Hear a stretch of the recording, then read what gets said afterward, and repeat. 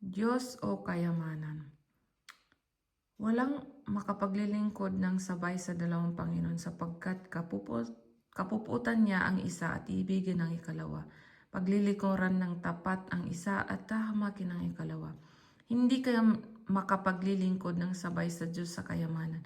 Kaya't sinasabi ko sa inyo, huwag kayong mabagabag tungkol sa pagkain at inumin na kailangan ninyo upang mabuhay o tungkol sa damit na kailangan ng inyong katawan.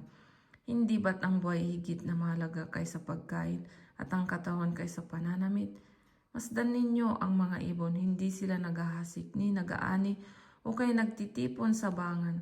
Gayunman, pinakakain sila ng inyong amang nasa langit. Hindi ba't higit kayong mahalaga kaysa mga ibon?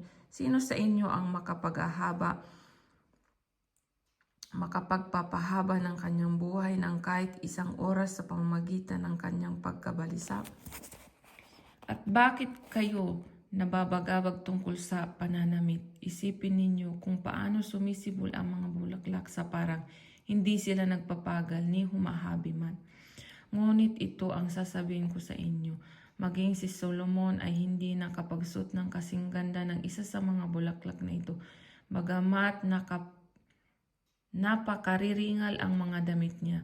Kung ang mga damo sa kabukiran na buhay ngayon at kinabukas ay iginagatong sakalan at dinaramtan ng Diyos, kayo pa kaya, kay liit ng pananalig ninyo sa Kanya.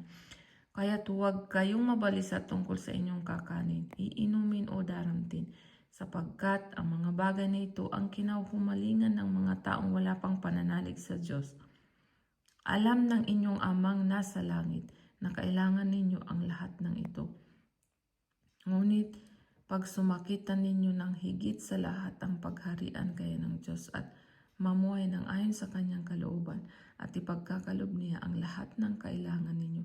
Kaya huwag ninyong ikabahala ang para sa araw ng bukas sa kanan ninyo harapin kapag ito'y dumating. Sapat na sa bawat araw ang kanyang mga suliranin.